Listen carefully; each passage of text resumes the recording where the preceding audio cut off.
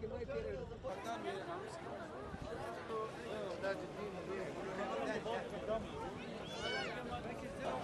عليكم.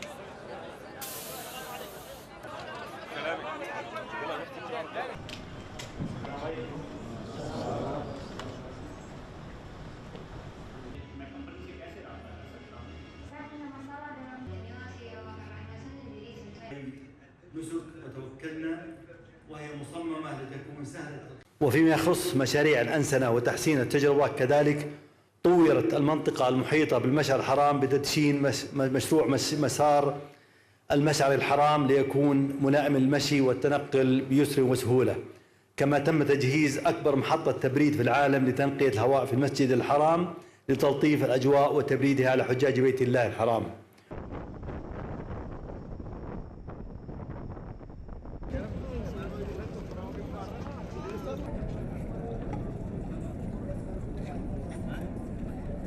Given the fact that they're also going to be walking and they're going to be exerting themselves, walking many miles during the days of Hajj, they're going to be exposed to a lot of physiological stress. And what can happen when the body is exposed to high levels of heat is that it can struggle to function. And our bodies are designed to operate in a certain temperature range.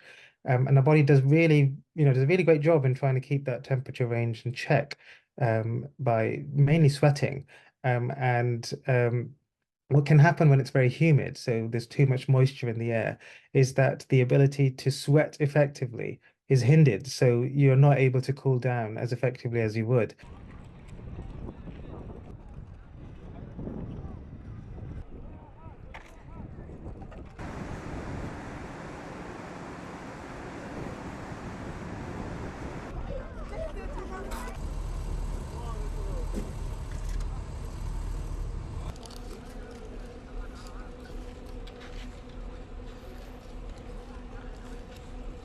When that mix of high temperatures and high humidity come in, the risk of developing heat stroke or heat strain is fairly significant. And it can be very difficult to differentiate that with just general symptoms of being a bit tired and a bit exhausted.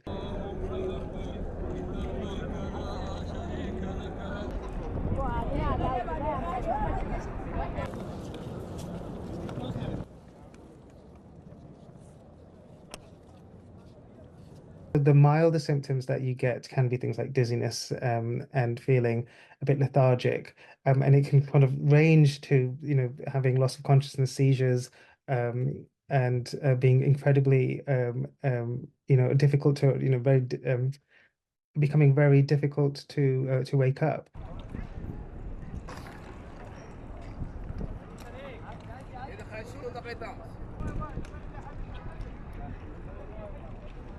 There are shaded areas available, but these will be variable depending on where you are, not only in the ritual, but also where you're staying as well.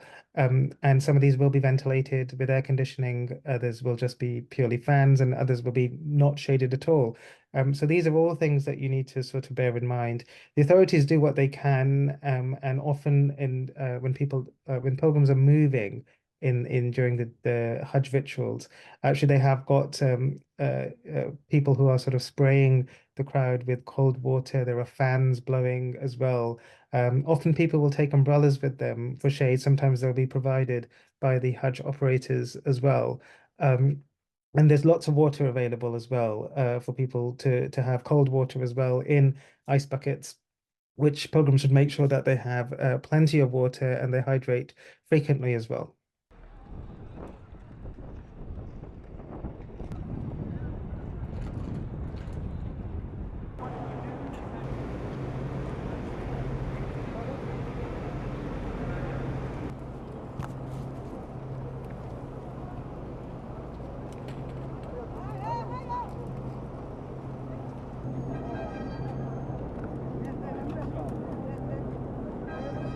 Because there are so many people there from all over the world, people do get sick, and they get sick with very common conditions like stomach bugs and flu and coughs and colds and things like that. And it can be difficult for people to know what is something that is trivial and what is something that is potentially something more worrying that is emerging. And this doesn't just apply to heat stroke, it also applies to other conditions as well.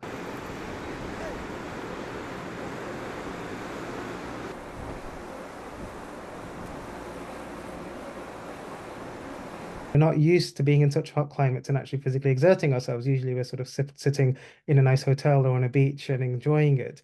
We're not having to walk several miles in footwear that is, that is a specific type of footwear that people undergoing Hajj have to take. You can't wear trainers. The men don't wear trainers for this, for example, and a certain garment that you have to wear as well for that too. And not only that, you're not staying in a nice fancy hotel for many of these days. You're staying in these sorts of environments which can make it difficult to sleep. We know how difficult sleep deprivation can make any journey for anyone.